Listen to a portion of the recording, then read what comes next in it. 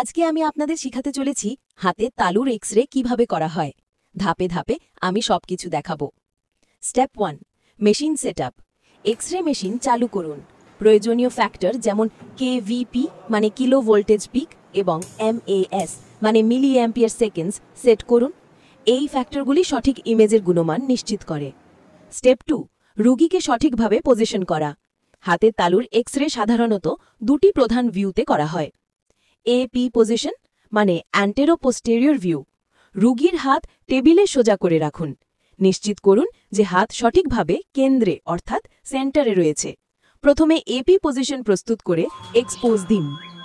Oblique position, হাতটিকে একটু বাঁকা বা কাত করে এমনভাবে রাখুন যাতে সঠিক প্রজেকশন পাওয়া যায়।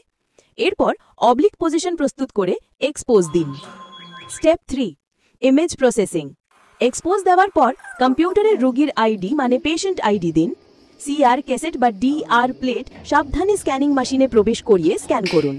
স্ক্যান করা ছবিটি প্রিন্ট আউট করে রিপোর্টিংয়ের জন্য প্রস্তুত করুন। আপনি যদি এক্স-রে কিভাবে করা হয় শিখতে চান তাহলে চ্যানেলটি সাবস্ক্রাইব করে রাখুন। ভিডিও দেখে যদি কিছু শিখে থাকেন কমেন্টে জানাতে ভুলবেন না। ফুল ভিডিও চ্যানেলে দেওয়া আছে।